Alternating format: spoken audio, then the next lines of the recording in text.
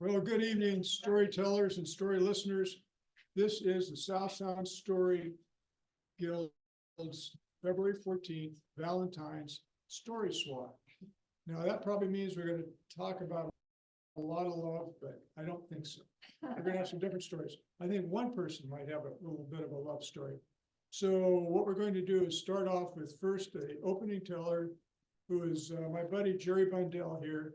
And then we're going to go to Zoom with Dottie Orms down south, who's going to be our featured teller. So for those of you who are on Zoom up there, it's kind of nice if we can see your face because we know whether you're bored or not while you're watching the story. So that helps us out a lot if you'd like to do that. Then we're going to do that for about an hour, and then we're going to have a break. Then we'll have some commercial announcements. We'll beg for money, and then we're going to go into a story swap. We've got about 4 people with some stories to tell tonight. One of them is about love. So hang in there and it'll be a fun evening and we'll have some announcements. So first up, we've got our opening teller, Jerry Bundell, and Jerry's going to tell a Grimm's fairy tale, I believe. One that I've never heard, but I think you'll find it very interesting. Jerry? Well, thanks for that warm welcome. So, as Steph said, I am going to tell a Grimm's fairy tale tonight. And in the interest of Valentine's Day, this tale has a little bit of sweetness in it. Oh, no. And as you all know, these fairy tales always have a moral to them. But rather than tell you what the moral of the story is, I ask that you listen very carefully, then you can decide for yourself what that moral is. And as all good fairy tales start out, once upon a time, there was a king. He had 3 sons, and 2 of the older sons decided it was time for them to go out and seek their own fame and fortune. So they left the castle, made their way out into the world. It wasn't too long before they fell into their old ways of bad habits and unruly behavior. And they decided we can never go back to the castle to be with our father, the king. Now, the 3rd son, he stayed back. His name was Simpleton. But he too got the itch to go out and make his own fame and fortune. And he thought, I'll go join up with my other brothers.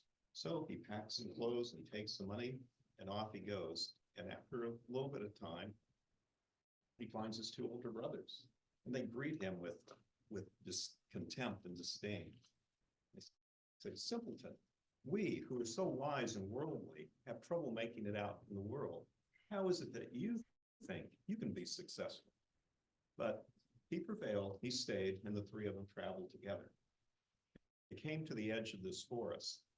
They found a trail and started in on their adventure, looking for fame and fortune. As they come down the trail, they run into an anthill. And the 2 older ne'er-do-well brothers says, oh, let's kick this anthill and cause all kinds of confusion for these ants. It'll be fun for us to watch and see all the confusion that they have to deal with and the fright. The younger brothers says, brothers, no, I will not allow you to do this to these poor innocent creatures. And they traveled on. They went a little further into the woods, and they came upon this large pond. There were some ducks on the water, and 2 ducks, the 2 of the fatter ducks, swam up to the edge of the pond. The 2 older brothers were starting to get a little bit of an appetite, and they thought, these 2 ducks, we'll catch them, we'll kill them, and we'll roast them, and they'll make a mighty fine dinner. The younger brother, I'll have none of that. These ducks, they cause no harm. They're enjoying their lives. There's no problem here, and I have money in my pocket to buy food for us for the rest of the trip. And the ducks went away. They continued on down the trail. Then they come, and they see this large stump, an old tree stump, and at the top is a bee's nest. Dripping down the side of the trees is this beautiful golden honey. Oh, the brothers tasted the honey, and it's the sweetest and the best they've ever tasted. The greedy 2 brothers, they think, we can build a fire around the base of this tree. The smoke will come up, drive the bees off, and we'll have all the honey for ourselves. The young brother, Simpleton, says, oh no, this can't be. These bees, they cause no harm. They do great things for us in the forest. You can get all the honey you want from the edges of the tree. I will not allow it. So the brothers gathered a little bit of honey. They continued down the trail. Now it was getting late, and they came upon this castle. It was a very nice castle, very nice, well designed, but something was not quite right there at the castle. They went in anyway. And as they make their way in, they go by the stable and they look. And there in the stable are 5 horses. And the horses are all made of stone. Just put them off a little bit. Things still didn't feel right, but they went from one room to the other, and they came to this one room that had 3 locks on the door and a small window with some light coming out of it. They looked in the window, and there, seated inside the room, was a little gray-haired old man seated at a desk. They pounded on the door. He didn't respond. They pounded again. Still no answer. And then the 3rd time, all 3 of them pounded on the door. And he came over and let them in, unlocking very carefully 3 locks and allowing them to come in. They came in, and he took them to another room, and there was a nice table with food and drink. And he said, drink, eat, and I'll have nice rooms for you tonight. And as they were having their dinner and talking about things, they asked, what's the problem here with the castle? And the man said, well, there's been a spell cast on the castle, and we've been trying to get rid of the spell, and there's some tasks that can have to be accomplished before the spell can be done. And whoever accomplishes those tasks not only gets rid of the spell, but gets a very valuable reward. Oh, the brothers, some of them, their greed and their sense of adventure thought, oh, this could be good. So they go to their rooms. The old man shows them. Each one has their own sleeping room. Very nice. They sleep well through the night. Then, first thing in the morning, the old gray-haired man goes to the oldest brother's room, knocks on the door. He brings him into another room. Says, there are 3 tablets on this table. They have the tasks that you must complete to get rid of the spell that's been cast over this castle. So the brother, of course, thinking that he's smart and clever and a man of the world, goes to the first tablet and reads it very carefully. And it says, out in the forest, underneath the moss, there are 1,000 pearls that belong to the princesses that live in this castle. You must gather all of these pearls and bring them in to complete the first task. But if you fail and don't bring the pearls in, if you're short any amount, you'll be turned into stone. The old brother thought, no problem. He goes out into the forest, starts finding his way, gathering pearls. He gets a nice pouch full of pearls as night is coming, goes back into the castle, presents the pearls to the little man, and he counts them. There's only 100 pearls. And just like that, the older brother was turned into stone. The next morning, again, the little man goes down the hall, knocks on the door of the second brother, and presents him with the challenge. 1,000 pearls, gather them. They're out in the forest underneath the moss. Second brother, I'm smarter than my older brother. Surely I can do this. He goes out and again, works much faster than his older brother. Night comes. He brings his bag of pearls and presents them to the old man. The old man carefully counts them. But there's only 200 pearls in the bag. And just like that, the second brother, he's turned into stone too. Not a very good setup. Now the third young brother, Simpleton was his name. It's his turn in the morning. The old man brings him into the room, shows him the table with the 3 tablets, and explains he has to solve each one of these problems that are presented on the tablet in order for the spell to be relieved and to get the very valuable prize. He moves. So the younger brother heads out into the forest. He starts looking into the moss and finds a few pearls, and after several hours, he realizes this is an impossible task. And he's so distraught, so depressed that he thinks he's going to be turned into stone, and he starts wailing and crying. And then he looks down, and there is the king of the ants from the anthill that he had saved earlier.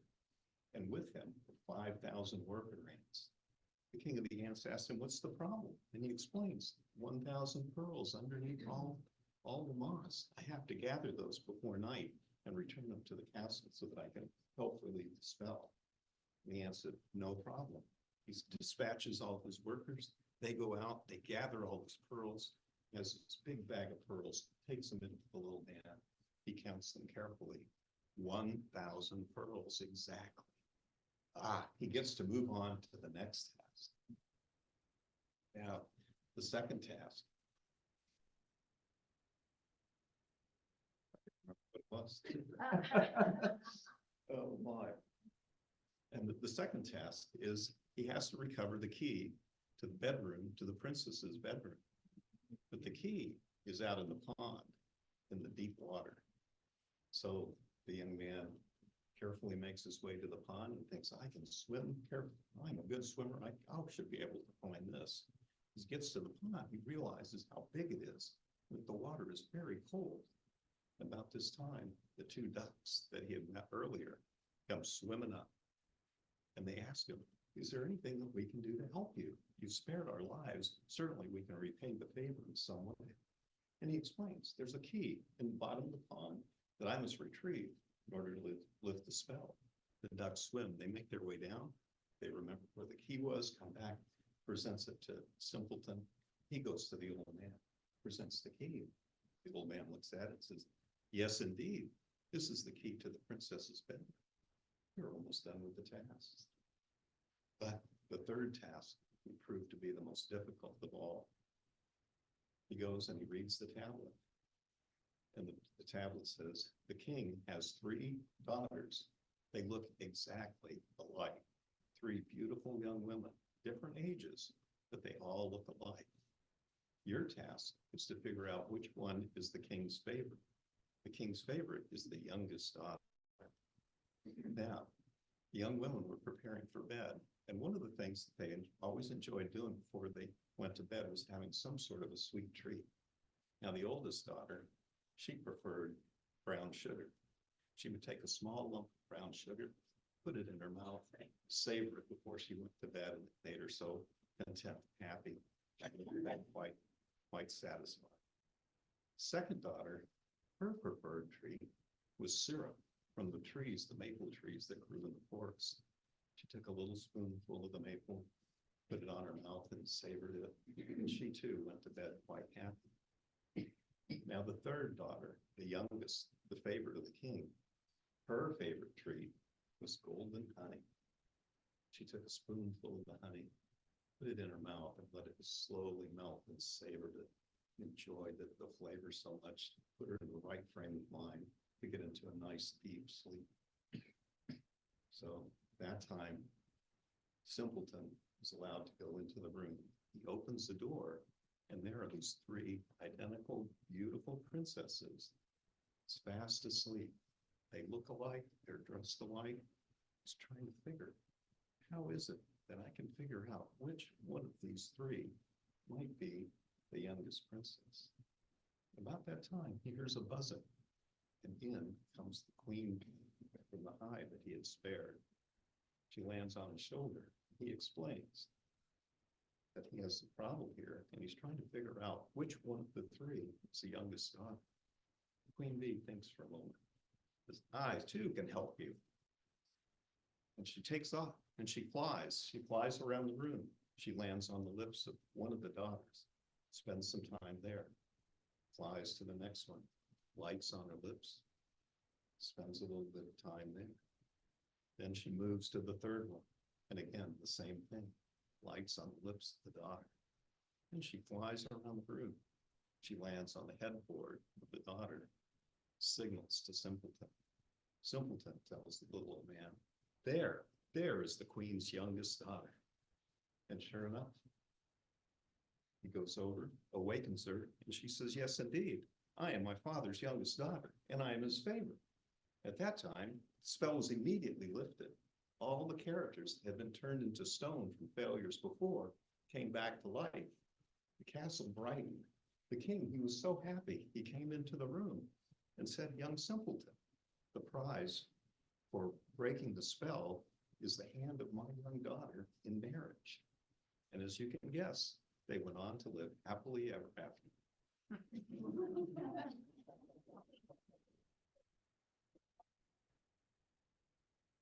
It always pays to make sure you've got plenty of friends in all places. Somebody else. Thanks, Jerry.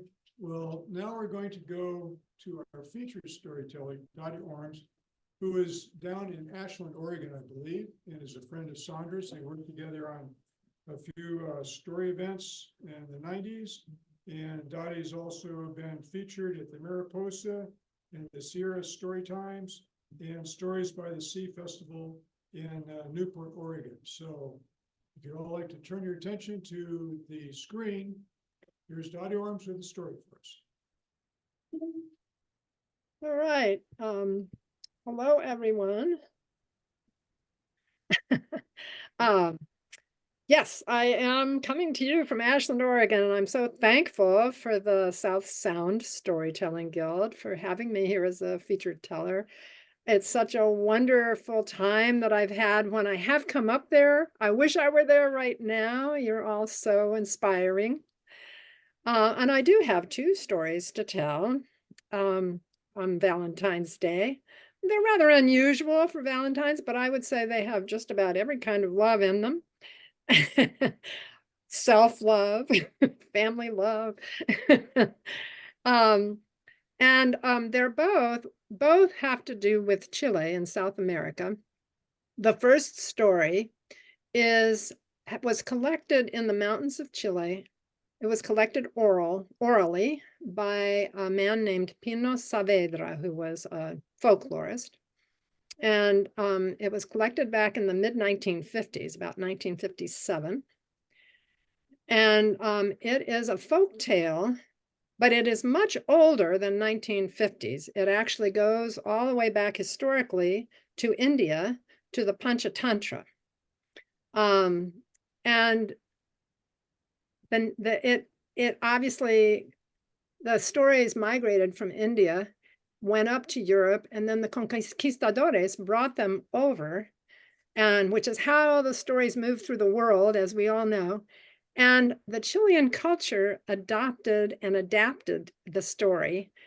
And you'll find out about that at the end. I'll tell you a little bit more about it. But the name of the story is El que tiene dinero hace lo que quiere. He who has money does what he wants. There's also an alternative version of it, also from Chile, and it's called El Canarito de Oro, the Golden Canary. Había una vez un caballero joven. There was once a young gentleman que tenía mucho dinero, who had plenty of money. Y un día puso en letrero en el portalón de la casa. He put a sign over the door of his house. Tengo dinero, hago lo que quiero. I have money, I do what I want. Cuando el rey lo vio, when the king saw it, se enojó mucho. He was enraged. Who does this fellow think he is? Guards, tráenmelo. Bring him here to me. Señor, ¿cómo se llama? What is your name? Me llamo Fernando José Francisco Bribón. Tengo dinero y hago lo que quiero. Pues, Fernando, yo tengo una hija. I have a daughter. Una hija linda. A beautiful daughter. Una princesa bajo 7 llaves. A princess locked under 7 keys and guarded by 7 guards. Si usted puede hacer lo que quiere con su dinero, engáñamela. If you can do what you want with your money, seduce her for me within 3 months. Si la engaña, if you seduce her, bueno, puede casarse con ella. You can marry her. Pero si no la engaña, la cabeza le corto. I'll cut off your head. Fernando was very disturbed.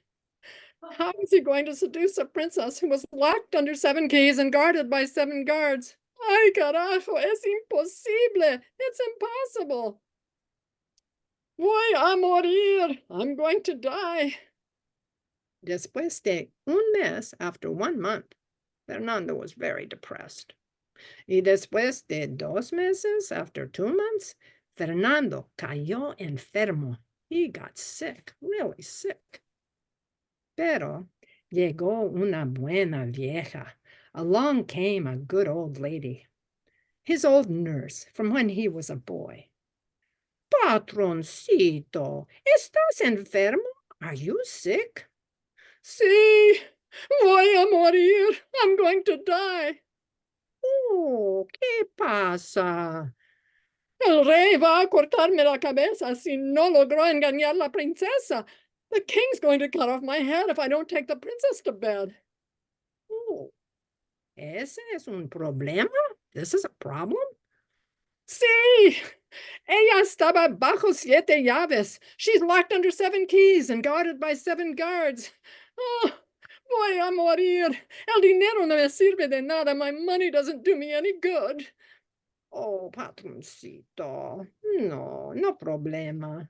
It's impossible. Es imposible. No, no, no, no, no, patroncito, no es imposible. Fernando, es posible. Nada es imposible. Dame dinero. Give me some money.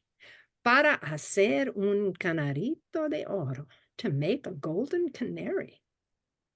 A golden canary? ¿Por qué? Why? Ah, aquí está. Here's my money. No me sirve de nada. It doesn't do me any good. And so the old lady took the money and off she went. Salió. Y después de 3 días, ella volvió con un canarito de oro en un carro de ruedas, with a golden canary on a wheeled cart. Mira, Fernando, el canarito es hueco. The canary is hollow. Tú puedes esconderte en el canarito y puedes cantar por la princesa. You can hide in the canary and sing for the princess. El canarito es muy pequeño. It's very small. No problema. Quítate la ropa. Take off your clothes, then you'll fit. Pues Fernando se quitó la ropa. He took off his clothes y se escondió en el canarito en pelota. And he hid himself inside the canary, stark naked. La vieja, the old lady, salió. She went off, pulling the canary behind her. La gente, all the people in the town were marveling at el pajarito lindo, the beautiful little bird. Cuando llegó a la casa a donde vive el rey, when she arrived at the king's house, she stopped. Canta, canta, canarito. Sing, sing, canary.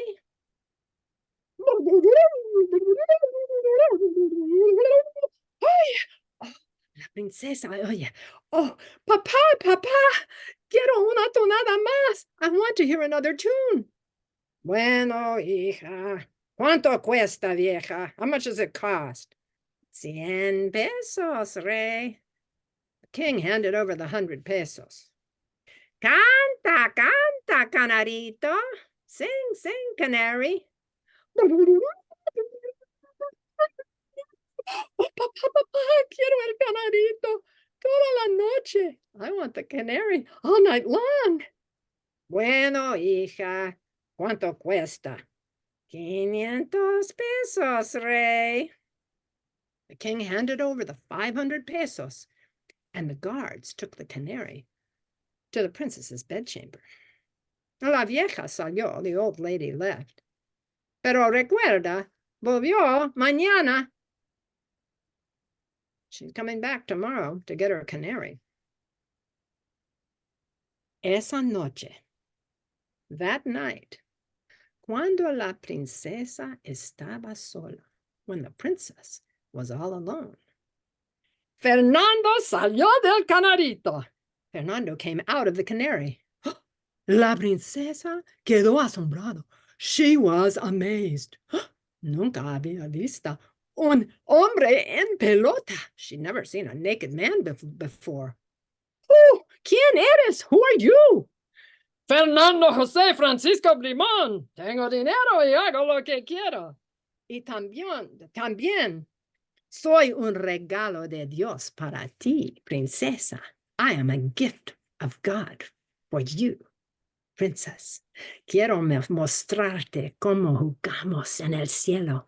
I want to show you how we play in heaven. Oh, ¿cómo? Bésame así. Kiss me like this. Gently, princesa. Tócame así. Gently, princesa. Bailamos así, princesa.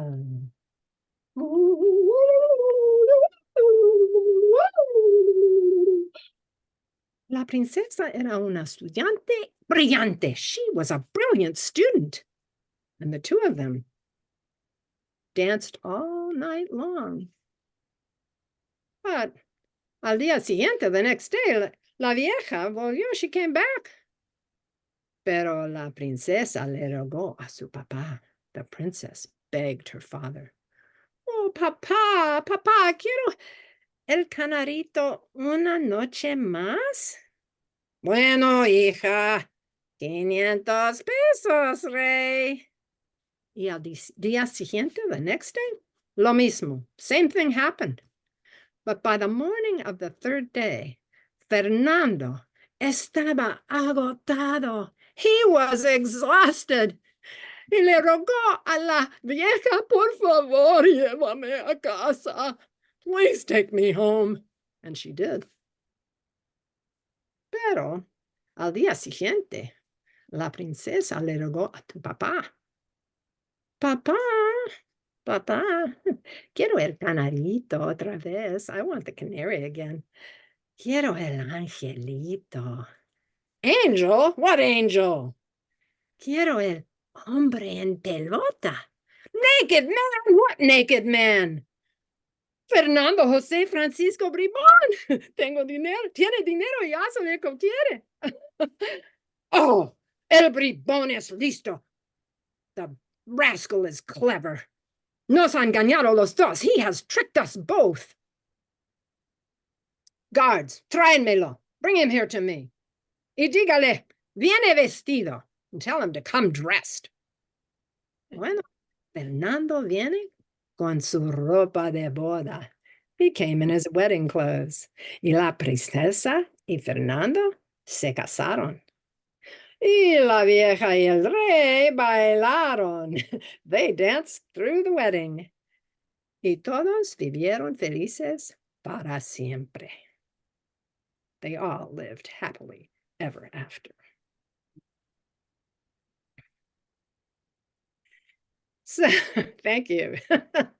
So I want to give you a little background on that story, a little more background. I did a lot of research on that particular story and found several versions of it. And I also tell the Indian version from the Panchatantra. And the Chilean version took hold partly because in the tribal culture of Chile, in that area, there is a tradition of bride theft, where the young man steals the bride the night before the wedding. So it's a perfect story for that culture. In India, interestingly enough, the story is quite different. And in that one, the hero, the lover, is a carpenter, or a weaver, I'm sorry, he's a weaver. And his friend, the carpenter, builds him a bird because he's pining for the princess in her balcony. And so he builds him a Garuda bird. And Garuda, of course, is the sacred bird of Vishnu. And so he gets to fly this Garuda bird up to the princess's balcony. And it fools the king and his wife because they think that Vishnu is courting the princess. And this is how the young man actually goes beyond his own caste because he's lower caste. So it's a story about caste. And these days, there's a lot of discussion of caste, so you know probably what I'm talking about. And the reason he manages to go do it is because Vishnu, in the end, thinks he's so clever that he actually comes to help him destroy a conquering army that is coming after his king. And so the princess and the weaver get married. So it's just, it's really fascinating, the different backgrounds for the story. So the next story is actually my own personal memoir of my maternal grandmother. And in it, I have inserted a folk tale as well, the Spanish folk tale. So, and that will be the bilingual part of it. Most of it I'll tell in English, actually, but the story itself, the folk tale, will be in Spanish.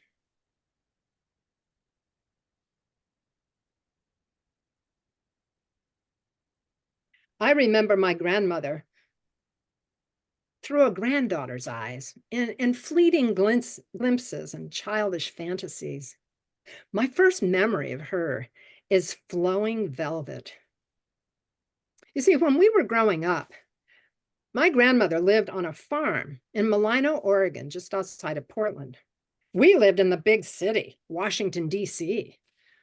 And every June, my mother and sister and I would take the bus down to Woodward and Lothrop's department store to buy grandma's birthday present, flowing velvet. It was an expensive face cream, one that my mother pinched her pennies to buy, and my grandmother, in her thrifty French way, used only sparingly so that it would last the year. My mother had the idea of getting it because, you see, she had been an airline stewardess during the war, but what she really wanted to do was to pilot a plane. And she loved and admired Amelia Earhart and also Jacqueline Cochran, who was also an aviatrix of the day and who created a cosmetics company. And Flowing Velvet was made by Jacqueline Cochran Cosmetics. It was rich and thick and creamy, chartreuse in color, and it came in a little tiny glass bottle tied at the top with a lavender velvet ribbon and packaged in a midnight blue box. Flowing velvet. It was a luxury that my young self coveted for my future. In 1958, when I was 8 years old, my mother and sister and I took the train all the way across country to visit Grandma for the summer on the farm. I wore my best dress, and I had a little white straw purse with a shiny silver dollar in the bottom of it that my father had given me for the trip. Well, of course, after 4 days of travel or more, I can't even remember. I know it takes at least that long on the train. We finally got there, and of course my best dress was all wrinkled and my hands were all sweaty from clutching my little purse. And we got off the train in Portland, and I saw my grandma for the very first time and heard her strange accent. Oh, mijita linda, mira las mocosas. Da un besito a tu abuelita, que mijita, give your grandma a kiss. And she proffered it, a soft velvet cheek. When we got to the farm, Grandma took off her good clothes and she put on a flowered apron over that. And that night she heaped our plates with food. And when you weren't looking, she'd fill your plate again. Come on, mijita, have another biscuit. Don't you like Grandma's biscuits? My uncles, teenagers at the time, laughed at Grandma's funny accent. She pretended to be very offended. Oh, beat it, mijita. It's the limit. And then, when everyone was laughing and no one was looking, she'd slip another biscuit on your plate. Grandma seemed to think that if you didn't eat tremendous amounts of food, you must be starving. And it's true, my uncles and my grandfather, who worked hard on the farm all day, they were starving. They did eat a lot of food. Everybody worked hard. My grandmother worked very hard, bending over the old wood stove, cooking and baking. She even baked sponge cake for my grandfather's breakfast. I couldn't believe his luck. Sponge cake for breakfast, and no one else could even have it. But my favorite were her home-canned Queen Anne cherries. Ah, those were delicious, right out of the orchard. It seems like the only time that I actually saw Grandma sit down that summer was when we went to the parlor after supper. And even then, she would have her hands full of knitting or sewing. And we would go in there and we'd play cards or board games. Sometimes my Uncle George would take his ukulele off the wall and play songs that Grandma liked. She was quite a musician herself. She played the piano. He would sing the simple songs like, "My Bonnie lies over the ocean, my Bonnie lies over the sea," or "Sad to say, but I'm on my way and I won't be back for many a day," or Grandma and her husband's favorite, because of the name William. "Where have you been, Billy boy, Billy boy? Oh, where have you been, charming Billy? Oh, I've been to seek a wife. She's the joy of my life. She's a young thing and cannot leave her mother." One night, Grandma took out the old photo album from Santiago, Chile, where she had grown up. She showed me pictures of herself, all dressed in long white tennis dresses, holding her little white toy poodle, Bijou. She looked so elegant and beautiful. I even saw one picture of her sitting side saddle in a long velvet riding habit on her horse, Copiwe.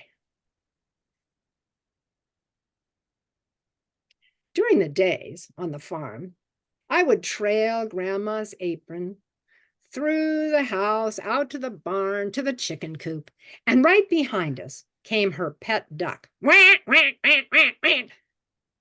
It was an orphan duck that she had raised up by the wood stove. That duck was her 9th child. She was the only mother it knew, and it never left home like all the rest. One day we were in the chicken coop, and Grandma said, "Oh, cuidado, mijita. Oh, this is a very mean hen. She'll peck you. You let her let me." I watched as Grandma reached into the coop to get the egg. "Ep, ep, ep. Oh, mijita, can you beat it? She pecked me. Oh, is that the limit?" I had to laugh a little bit. I couldn't imagine Grandma ever looking so beautiful and elegant and demure in those long white tennis dresses when here she was arguing with a chicken. "Grandma, what was it like for you growing up in Chile? Did you have chickens?" "Oh, no, mijita." "Oh, you don't want to hear about that." Well, that was a story that she never told. If she had told it, it would have been a manageable fairy tale with a happy ending. Grandma loved happy endings.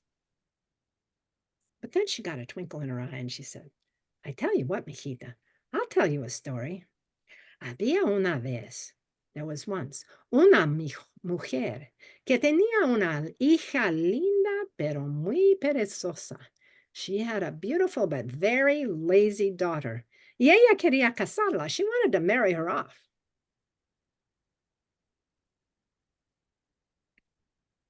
What happened, Grandma? Did she get married?"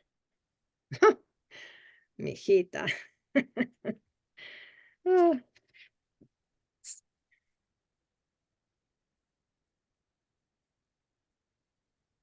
sorry, I'm slipping here. "Oh, Grandma, you're not lazy, are you?" "Oh, no, mijita, it wasn't me. This was a poor girl. This was a poor girl. And inside, she felt like a princess." Grandma was certainly not lazy, not the way I saw her working around the farm, but back when she was 18 years old in Santiago, Chile. She was a handful for her mother, Octavie. Octavie herself had come to Chile as an emigre from France when she was 18 years old. Her family had sent her over to live with relatives because they could no longer keep her. And when she got there, she was quickly married off to what turned out to be a belligerent drunk. She was a very smart woman. She spoke German, Spanish, and French fluently. And she could argue with her creditors in any of those languages, and often she had to, because you see, her husband died young and left her penniless, and she had to run a boarding house for a living. But Octavie never forgot France, and she had aristocratic aspirations. She loved fine furniture and beautiful clothes. And she always kept a box seat at the opera. Her youngest daughter, Janine, was a romantic coquette who loved to sing and dance and laugh and dream. That was my grandmother, Janine. Grandma, what happened to the girl? Did she get married? Oh, mijita, un día llegó a la casa un caballero extranjero. One day, a foreign gentleman came to the house. Well, the foreign gentleman that came to Octavie's boarding house was Arthur Delamater. He was from the United States, a representative of the Willis Knight Car Company. Was he handsome, Grandma? Oh, sí, mijita, guapo, muy guapo, very handsome. Arthur Delamater was handsome. He had a shock of white hair and blue eyes, and he was a bachelor and a gambler. Octavie was a gambler too. So what happened, Grandma? Did they get married? Oh, mijita, not so fast. El caballero preguntó a la madre. The gentleman asked the mother, ¿Puede su hija hilar? Can your daughter spin? Oh, sí. She looked at her lazy daughter. Oh, sí. Oh, como no, but of course. ¿Puede su hija tejer? She looked again. She knows her daughter can't do anything. Oh, sí, como no, but of course. ¿Puede su hija coser? Can your daughter sew? Oh, sí, como no, but of course. When Arthur Delamater asked for Janine's hand in marriage, Octavie also answered, Bien sûr. Mais oui. Oh, sí, como no, but of course. And Janine was swept off her feet into the unknown. But, Grandma, I don't understand. Why did the gentleman ask all those questions? Oh, mijita, it was a test. El caballero fue muy contento. He was very happy. Y le mandó lana. He sent wool. Y dijo que ella podía hilar, tejer y coserla para el día siguiente. He wanted her to spin, weave, and sew the wool into a coat by the next day. By the next day, Grandma? How could she do that? Oh, mijita, ella no podía hilar, tejer, coser, nada. She couldn't do anything. Ella empezó a llorar amargamente. She began to cry bitterly. Ay, ¿qué voy a hacer? ¿Qué voy a hacer? Well, for my grandmother, Janine, the tests came after the marriage. She and Arthur were married in 1920. She was 20. He was 41. She gave him a picture at that time, and on the back she'd written in French, I'm not as young as I look. But she was. 11 months after the marriage, they had their first child, my mother, Margot. But the baby would not take the milk, not even from a wet nurse. The baby was starving. Finally, they bought una burra, a donkey, and my grandmother, Janine, milked the donkey on the parquet floor to feed the baby. That is why your mother is so stubborn, mijita, she told me later. But she was stubborn too. The baby lived. And 9 years and 4 children more later after that, Arthur, her husband, developed a terminal illness and died. Oh, not in a hospital surrounded by doctors, but while on board a U.S. ship bound for Valparaiso. Man overboard! He abandoned the ship of life. He took a gamble, and he left Janine with 5 children and no money. My Bonnie lies over the ocean. My Bonnie lies over the sea. Well, Grandma, what happened? Did she learn how to spin, weave, and sew? Oh, no, mijita, ella no podía nada. No. Las tres ánimas, the 3 spirits, 3 women, all dressed in white. They came to help her.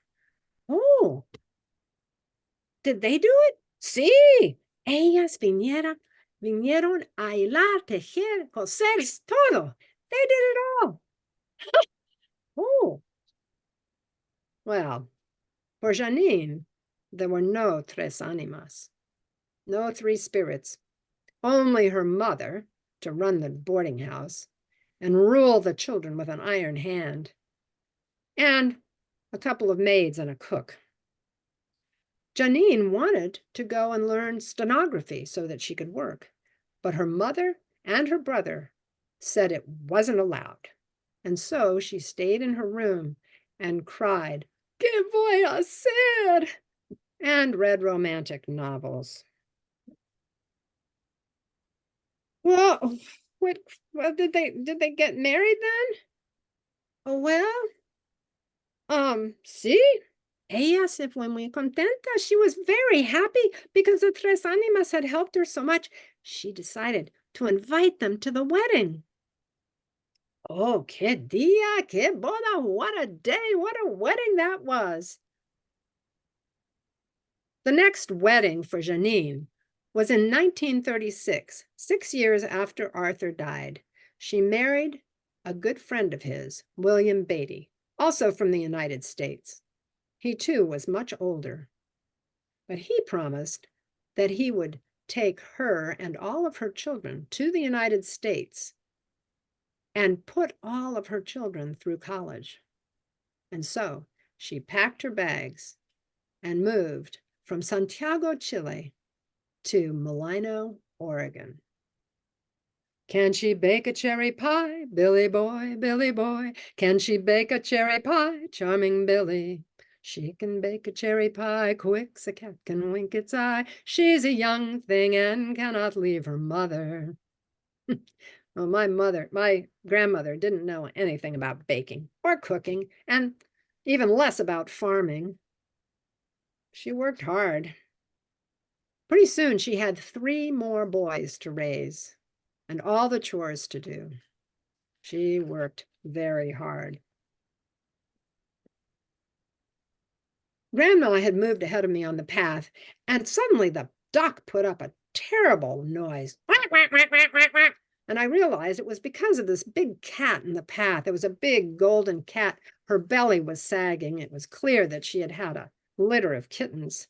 Grandma shooed the cat off the path, and we kept walking. Come on, mijita, let's go to the orchard. But I was thinking about that girl in the story. Grandma, what happened? Did las tres animas come to the wedding?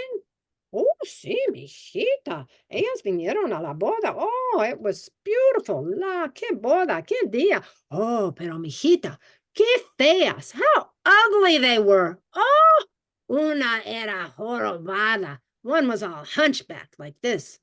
Y la otra tenía ojos saltones y coloradas. And one had great big bulging red eyes. Y la tercera tenía una lengua que le caía de la boca. One had a tongue that hung out of her mouth like this. Ah!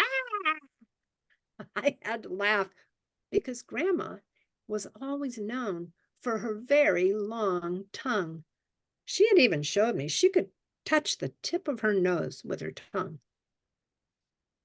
Oh, what happened then, Grandma? Oh, el caballero les vio. He saw them. He asked them the cause of their condition. Una dijo, soy jorobada de tanto hilar y tejer. I'm hunchbacked from so much spinning and weaving. Y la otra dijo, tengo estos ojos de tanto coser. I have these eyes from so much sewing. Y la tercera dijo, tengo esta lengua de tanto lamer el hilo. I have this tongue from licking the thread so much. El caballero, he looked at his novia, his bride, with her straight back and her bright eyes and her dainty little tongue. And he said, Nunca más vas a hilar, tejer o coser. You are never going to spin, weave, or sew ever again. And she never did after that, mijita. She lived a life of leisure. Can you beat it? Is that the limit? Come on, let's pick the apples. Many years later, when my uncles had married and moved away and my grandfather had died, Grandma lived in a little cottage by a lake right near where the old farm was. And there she had her hard-won leisure to putter in her garden and read her romantic novels and watch her soap operas. And that's where I would come to visit her from Portland, where I lived. She didn't like to cook much anymore. She would cook a little chicken in the toaster oven and a little vegetables on the stove. We'd go down to the lake and she'd sit and reminisce about Chile and how it had been when she was 18 years old. And she told me about how she wanted to be a prima ballerina. And also, she told me about watching Pavlova dance from her box seat at the opera.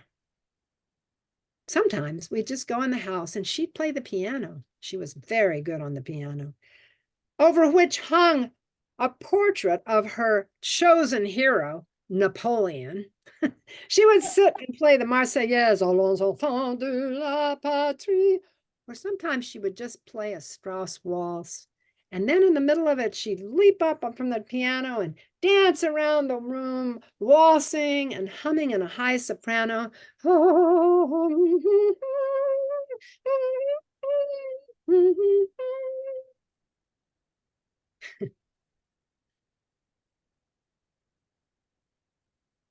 When my grandmother was, and I forgot to tell you, oh my gosh, she was not young anymore. The last verse of that song, Billy Boy. How old is she, Billy Boy, Billy Boy? How old is she, charming Billy? 6 times 3 and 5 times 7, so 28 and 11. She's a young thing and cannot leave her mother. But she was not very young anymore. She had a lot of aches and pains, and she complained about them a lot. And she had high blood pressure that she worried about. She said the deer caused that. They would come down from the woods and try to eat her roses, and she would get so mad. Epe, you damn bastards, can't you beat it, mijita? Is that right? Sometimes she'd even go and get the 22. When she was 78 years old, my mother and sister and I took her to France to visit Strasbourg, where she was born. But we never made it to Strasbourg. The weather was so terrible in France, we didn't even go there. And she hated the trip. She grumbled and complained the whole time. And she hated the Frenchmen because they told her that she didn't look French because she wore pantsuits. She couldn't wait to get home. And when we did finally get her home and left her there and got away from her, we laughed about it a little bit. But in the end, she remembered the trip pretty fondly, actually. But even after that, she was always there. At the end of the long winding road past the blackberries, with her soft velvet cheek and a tear in her eye. She lived long enough to hold my daughter, her 13th great-grandchild, in her arms. And then about a year later, just before her 87th birthday, she passed away. I remember her well, and I miss her. Mostly, I miss the feeling of her dreams touching mine, like a tiny little bottle with a lavender velvet ribbon packaged in a midnight blue box, flowing velvet. Woo! Thank you.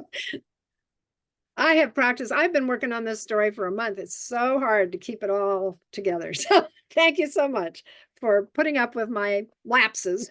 Thank you, Dottie. A couple of very interesting stories. You know, I've heard of people jumping out of big cakes that were delivered for occasion. but never out of a canary, but, that was an intriguing story, and also your grandmother was obviously a very interesting person. And, it's interesting when you see some of these folks, you hear about their stories, to see how interesting they were, and you think, why isn't that? They're kind of getting gear here and get going. There isn't that much time left. So anyway, thank you very much, Dottie. So I think we're right at the point where we're going to take a break. And if you'd like to step out, get a breath of fresh air, who's been here before, restrooms are right around the corner. We'll get back in about 3 or 4 minutes, and we'll start with some commercial announcements and a few other things that are going on, and then we'll go into some story swap time, okay? So thank you very much, and right out the door by Jerry there.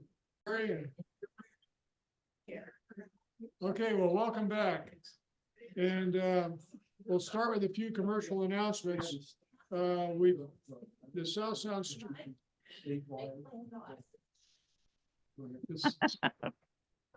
I'm the teacher, damn it. Listen. So anyway. So anyhow, our Fanning the Embers is going to be in early April, and we've got 22 wonderful folks joining us there. And next year, one of our members, Lance, has donated a scholarship fund for it. So next year we'll open that up for people that maybe would like to come, but we're kind of holding back because of the cost of it. So it's called Fanning the Embers. It's a storytelling retreat up at on a Union on Hood Canal. The Union, Washington. So that's coming up, and let's see what else is going on here. I've written some notes down. So National Storytelling is occurring in July. Who all here is going to that? Yeah, we got a few people. Are some folks going in person or on Zoom? Virtually. Okay, virtually. So we want to hear about that. Okay. Where is it at? Up in Des Moines, Washington. Oh. So if you go to, I think, our website, southsoundstory.org, you can probably get a link into it to see more about it. Okay, money. Brett and Annie are working to get us associated with a group here in town that will serve as a nonprofit organization, if I'm right, and we'll see if we can get some funds from that to pay for some of the things like the Harbor House that we rent every month. Through Inspire Olympia. Through Inspire Olympia, okay? Anything to add to that, Brett? That's long and short of it. Okay, and you can also, if you're not a member and you'd like to be a member, we don't bug you for anything, but I think it's $15, and you can sign up at southsoundstory.org, and we do take PayPal, or you could give cash, or if you just feel like you got a lot of money burning a hole in your pocket tonight, you can throw it in that hat over there. So I think that's it. Any other announcements? I think Annie was going to give a little short talk. Sure, yeah, come up here and talk. So Here's Annie. I just want to let people know I'm working on a readers theater performance, which is February 24th. And it's with the League of Women Voters. And we have taken a look at historically how the League of Women Voters was fairly racist. It was kind of a white women's organization. And so we have documented that and are playing those characters and looking forward, you know, recognizing our past and how we change that. So it is the 24th of February, 2:00 at TC Media, and it's free. So if you're interested, you would need to go to the League of Women Voters Thurston County website to register. There's 50 seats and we're at 35. So we want to fill the room. So that's it. Thanks. If you want more information, Annie will be here after the meeting to show you the flyer, and so you can write down all of the stuff. Okay, we've got about 5 people who are going to give some stories to us tonight. And we'll start off by saying thank you all for being here to listen to the stories. And for those of you who are going to tell, first up is Maggie.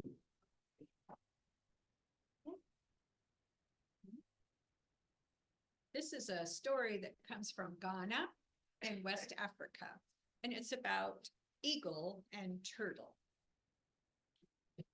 Eagle, the king of all the birds, would lift its big, wide wings and soar up high in the sky on the wind. And turtle would slowly make his way across the ground in the mud. And when Turtle would lift his left arm, he would say, hand come. And his right arm, he would say, hand go. And in this way, he would go hand come, hand go, hand come, hand go. And slowly, slowly, Turtle would make his way across the ground. Now, as different as they were, Eagle and Turtle, they were very good friends. They liked to get together and talk and tell jokes and tell stories and laugh. Now, Vulture would watch this friendship between Eagle and Turtle, and Vulture was so jealous. Why does Eagle pay any attention to that slow fellow Turtle? Vulture couldn't understand it. And Vulture liked to make fun of Turtle. Look how slow he is. Look at how he does head come, head go, head come, and go. And Vulture would laugh and shriek and giggle and snort. And he would think he was so funny making fun of Turtle. He would roll onto his back, put his legs up in the air and wiggle and wiggle and wiggle, laughing at his own joke. Then, after some time, one day, a very sad thing happened. Eagle's mother died.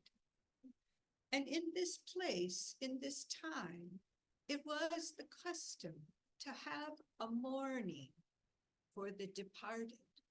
And Eagle invited all of his friends to come to his house, a big tree some distance away, to come for a week, 2 weeks, maybe more, to sit and mourn with him. And so all of the birds began to pack. They began to gather their things and pack them in bags and suitcases to get ready to go to that long distance and stay for quite a while. Sparrow was there, and owl and vulture, parrot, they were all there packing. And as they're packing, Vulture hears hand come, hand go, hand come, hand go. And Vulture looks down and sees Turtle there slowly going across the ground, and Vulture starts to shriek and cackle and laugh. Look at you, Turtle, you'll never make it. You're so slow. Turtle didn't pay any attention to Vulture, just kept going, hand come, hand go, hand come. But then Turtle went behind a big rock and hid himself there and waited and listened and watched. The birds went back to their packing. Sparrow flitted about here and there, picking up little things and putting in his backpack. An owl, who sees everything, Owl would put something in his pack and look all around, and take something and put in his pack and stop and look all around. And Parrot was very happy with her new dress. And Parrot wanted to show off her feathers, her bright plumage. She was preening and feathering and trilling and strutting about, showing off her finery. And Vulture was intrigued. He wanted everyone to look at him that way. And so Vulture started strutting about, looking at everybody. Look at me, showing off, thinking everybody was admiring his bald head. And while all the birds were looking at Vulture, laughing at Vulture, Turtle, hand come, hand go, hand come, hand go, came out from behind that rock and hurried and crawled into Vulture's bag and nestled down into the bottom of the bag underneath all of Vulture's things.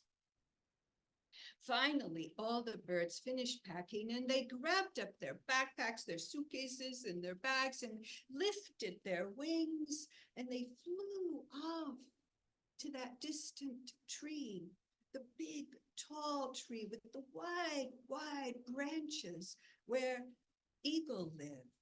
And there was food and drink all around, and all the birds settled, and they all sat and visited with Eagle, so sad to have lost his mother. And they talked and they ate and they drank and they sat. But Eagle looked up and said, "Where is my friend Turtle?" "Ah, where is your friend Turtle?"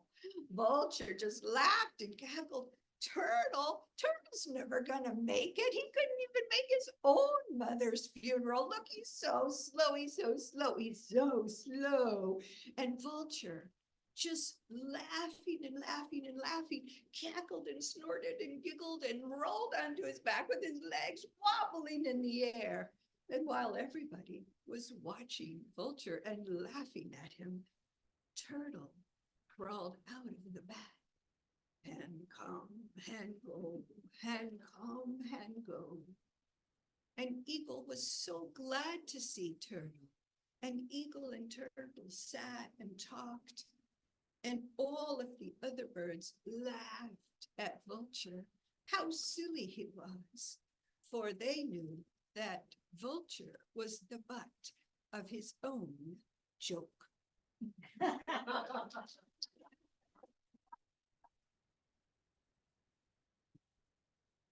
Thank you, Maggie. I wake up in the morning and the horses are out there waiting to be fed. And I'm going, Len's going, it's almost 8 o'clock. And I think I'm going, and come, and go. I've got to get out of bed, get away from the newspaper and go out and feed those damn horses. Anyway, I really love them. So our next storyteller is Toby, who's going to give us an animated story of some kind tonight. Thank you, Toby. Thanks, Brett. Am I okay, Brett? Right here? Is that right? Okay. February seems to be such a special month. Well, February 14th, Valentine's Day. February 19th is also a special day. It was when Executive Order 9066 was signed in 1942, where 120,000 Americans of Japanese descent were incarcerated in camps. February 10th is also a very special day. And today, I'd like to talk about February 10th. It's the beginning of the Lunar New Year. The Lunar New Year goes according to the phases of the moon, and it's the new moon. And that's when you cannot sight the moon. It's dark. And in China, the Lunar New Year is celebrated for 15 days. I mean, how fantastic is that? The feasting that goes on is incredible, with long life noodles being tossed up into the air with all your friends. Very, very auspicious. Now, this is the year of the dragon. Oh boy, talk about auspicious. It's a very, very lucky year.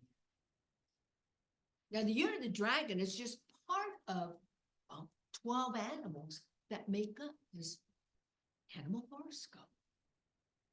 And so the story goes. Up in the heavens, the Jade Emperor sat, and he was always getting so confused of the day and the years. He just could not keep it together. And then his advisor said to him, sire, I have an idea that might be good for you. You love animals. Suppose you organize a race of animals. The first 12 will represent the years. That is brilliant. like that. So he had a meeting and all these animals gathered around. I want you to know I am sponsoring a race. And the first 12 that crosses over the river, and I will be sitting in my chair, you will be the winner.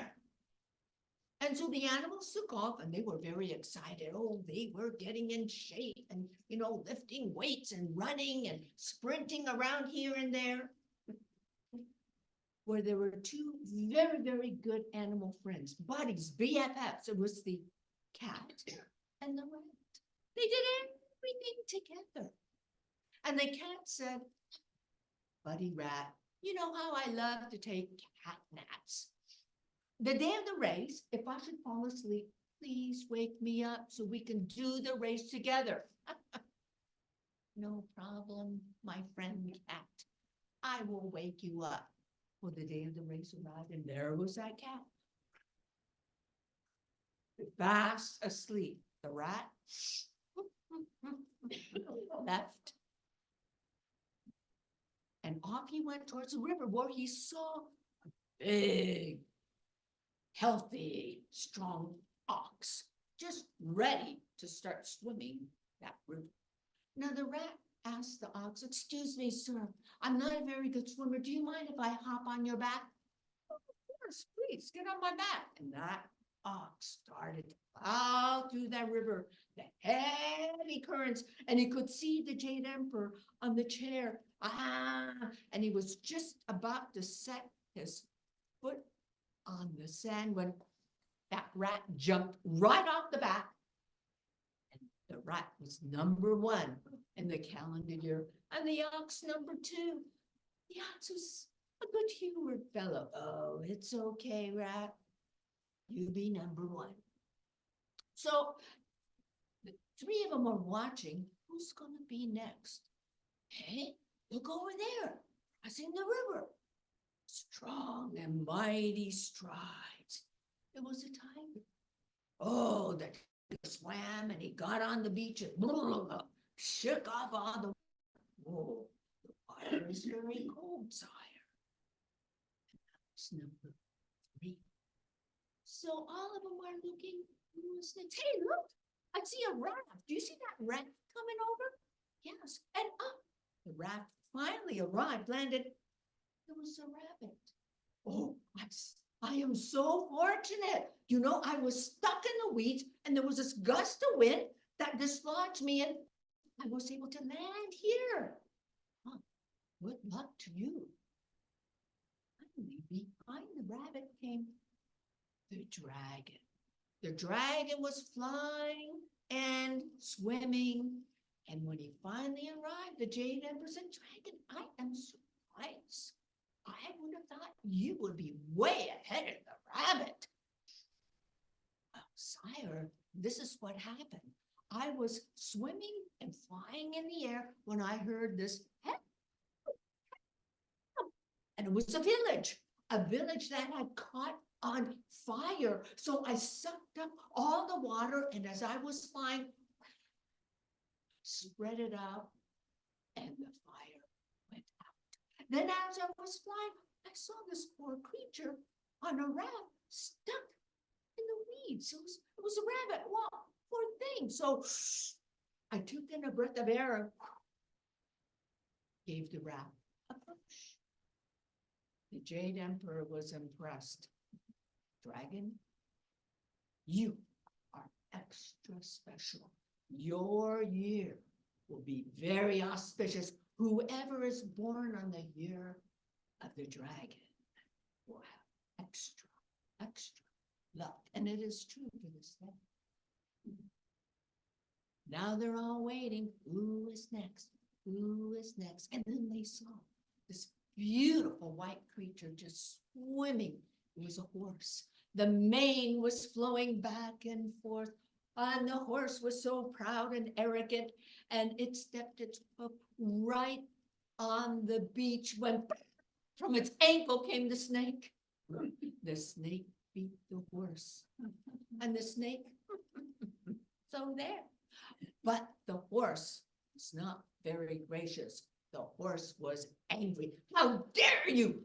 I should be the one before you. What is this? And stomped off into the forest. Now everyone is waiting. Who was next? Who was next? Oh, hey, look, there's a boat that's coming closer and closer and closer. And the boat finally landed. And out from this little boat came the sheep. And then the monkey.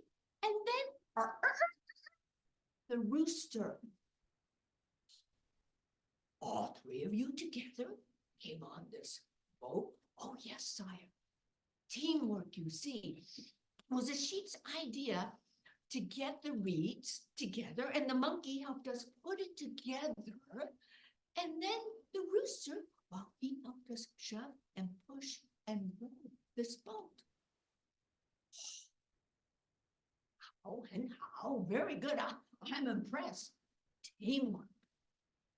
So now all of them are now on the beach waiting. Who's next? Who's next? And they saw this little black and white head popping up and down, just wagging its tail.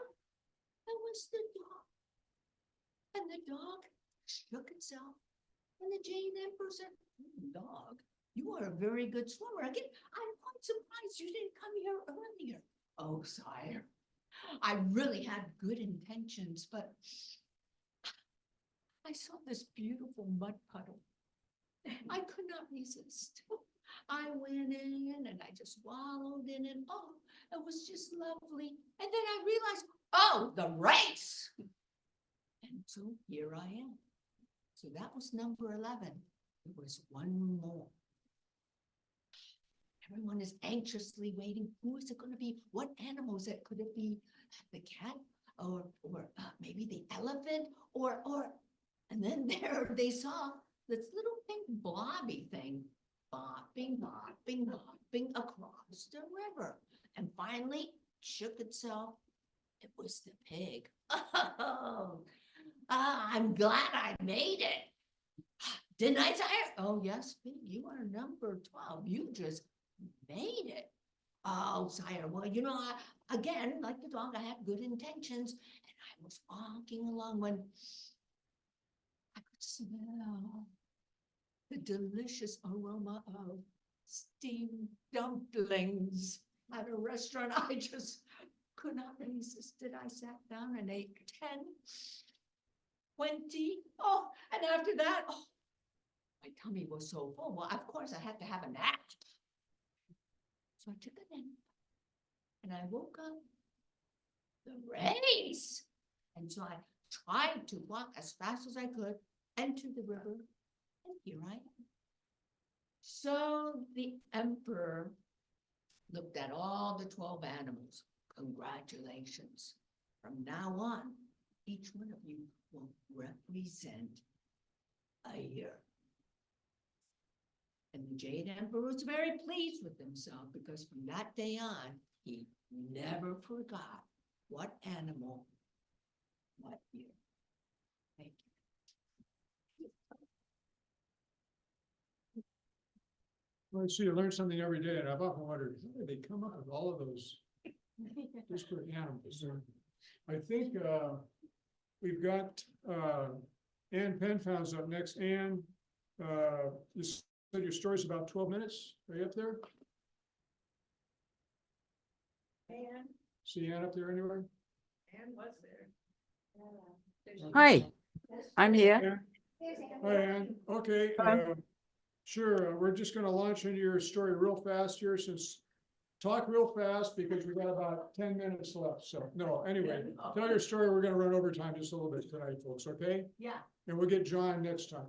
First up. Well, you might get John, you never know. No. You're I want to advertise to you all just before I start, please, because I'm doing a show as part of my Stories from Pockets of Time program, and it's called Trains and Boats and Planes. So if you fancy it, come to Portland, to the Portland Storytellers Guild website, and it's on Zoom. And the story that I've chosen tonight has got time in the title, and it just happens to be a story that I found one 14th of February, and I just liked it. So I'm going to share it with you tonight. It's called Love and Time. Long, long ago, in the midst of an ancient sea, there was an island filled with all the feelings in the world. And word came to this island and to the people that lived on it that the island was sinking and that they should move away. And so one by one, they began to build boats and sail away, all except for Love. Oh, Love loved her island. She didn't want it to sink. Surely it wouldn't sink. And she waited and she waited and she waited until the water began to lap around her ankles. And she thought, oh, it is going to sink. I have to leave. But it was too late to build a boat. But there were other feelings sailing their boats here and there, and she saw richness in a magnificent boat filled with gold and silver, and she called out, "Richness, please, the island is sinking. Please take me in your boat." "Do you see any room in my boat?" "It's full to the gunwales. Gold, silver, jewels. There's no room for you, Love." And Richness sailed away. The next person Love saw was Vanity. "Vanity, please, the island's sinking. Will you take me in your boat?" Vanity looked at Love. "You? In my boat? My pristine boat? You're dirty. You're wet. No. You'll spoil my boat. No, I'm not taking you with me." And Vanity sailed away. Sadness was going past in her boat. And Love called out, "Sadness, I really do need a ride to dry land. Would you take me with you?" "Oh, well, I would. But I feel so sad. I just want to be alone." And Sadness sailed away. Happiness came next. Oh, so happy was Happiness. And when Love called out, she was so happy she didn't even hear Love calling at all. And she just sailed straight on by.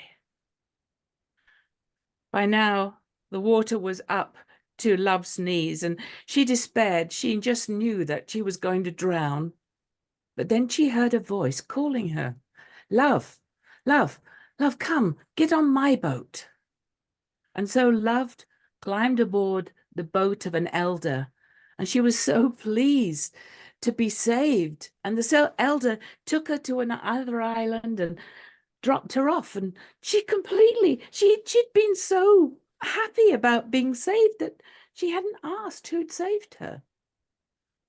And so she began to go about and ask people, "Do you know who the elder was who'd saved me? Do you know?" Nobody knew until Love came to Knowledge. "Knowledge, do you know who saved me? I want to thank them." I do know who saved you, Love. "It was Time." "Time? Why did Time save me?" "Because only Time knows how important love is." And that's the end of my story.